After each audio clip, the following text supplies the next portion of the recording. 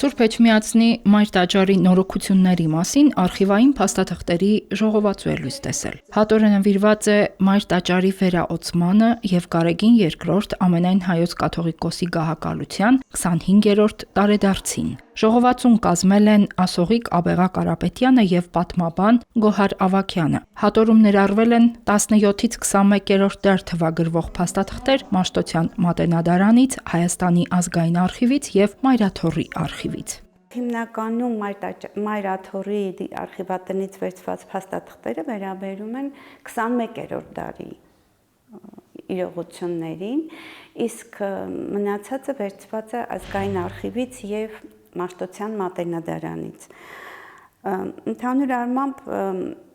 աշխատանքները սկսելուց առաջ ինձ թվում էր, որ դրանք կլինեն միօրինակ փաստաթղթեր, ասենք տպավորությունս այդպեսին էր,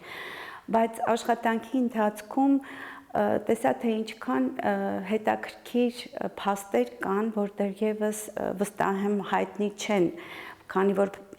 այստեղ ընդգրկված փաստաթղթերը ճնշող մեծամասնությամբ, եթե չասենք 100%-ով,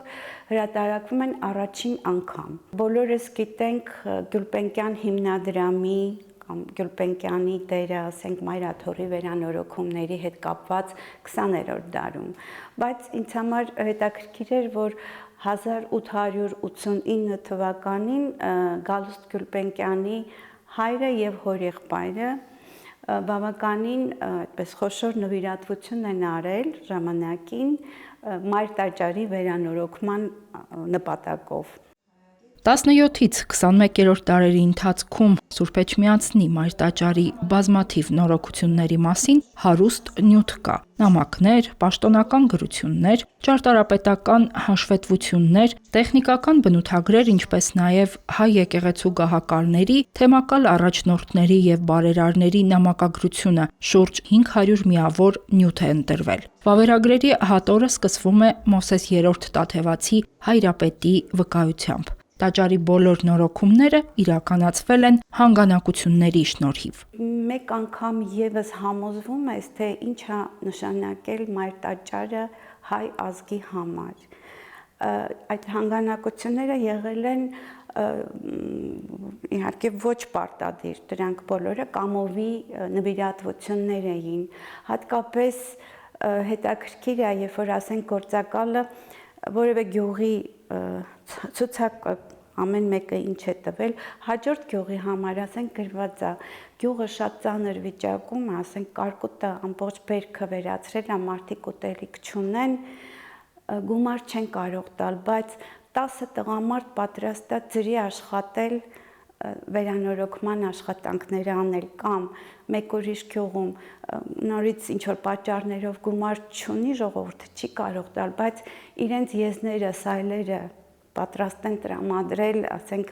այդ շինանյութ բան տեղափոխելու համար։ Փաստաթղթերը և հատկապես վերանորոգման հետ կապված հանգանակությունների արդյունքները միանշանակ ցույց են տալիս Մայր տաճարը բացառիկ էր աշխարհում սփռված ողջ հայության համար։ Աշխարհագրությունը, ասենք, հանգանակությունների, գրագրությունների անսահմանափակ է, ամբողջ աշխարհով մեկ, ասենք, Հնդկաստանից, Եվրոպա, Ռուսաստանի տարբեր հայ գաղթավայրերից, Պարսկաստանից, Արևմտյան Հայաստանից, մի խոսքով ես չեմ կարծում, որ եղել է որևէ մի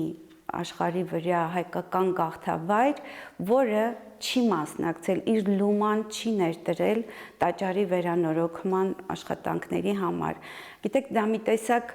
այսինքն երբ որ կաթողիկոսը կոնդակով ահազանգում է, որ տանիքը բադ վիճակում է և դրանից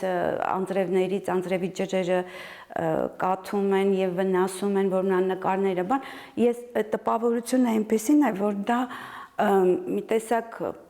այսպես թափեցնող մի բան է եղել ամբողջ հայության համար։ Օրինակ 1908 թվականին ստեղծվեց հատուկ հանձնաժողով, որը պետք է զբաղվեր տաճարի վերանորոգման աշխատանքներով, այսինքն այդ հանձնաժողովի մեջ կային և հոգևորականներ, և ճարտարապետներ, և նկարիչներ։ Հանձնաժողովը շատ իր այդ նիստերը հիմնականում Թիֆլիսում էր տեղի ունենում եւ այդ հանձնաժողովի մեջ էր նաեւ Կոմիտաս վարդապետը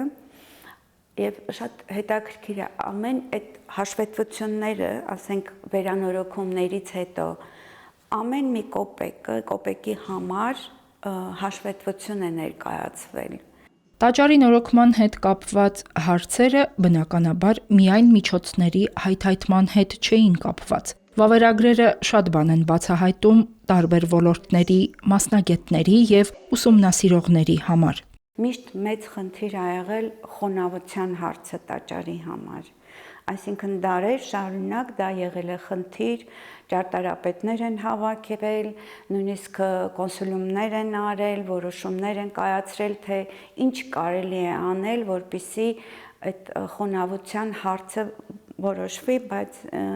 ինչպես հասկանում ենք, հարցը միջև հասել է մեր օրեր այդ խնդիրը։ Գրքի հրատարակությանը աջակցել են Ջորջ եւ Նոեմի Դավիթյանները, որոնց մեկենասությամբ հատորը կազմվել եւ հրատարակության է պատրաստվել։ Տպագրությանն աջակցել է Էվոկաբանկը։ Ես հավատում եմ, որ այս գիրքը ստեղծվել, կազմվել, հրատարակվել եւ այժմ ներկայացվել է աստվածային ներգործությամբ, հատկապես մեր Սուրբ Եկեղեցու եւ պետության միջև առճակատման այս ժամանակներում, փոխանցել է Տիկին Դավիթյանը։ Մայրտաճարի վերանորոգությունների մասին արխիվային նյութերի ժողովածուն արդեն հասանելի է Մայրաթոռի տարածքում եւ Երևանում, Ամիրյան փողոցում գտնվող գրատներում։ Հերմինե Հակոբյան, Գևորգ Ավագյան, Եկեղեցական կյանք։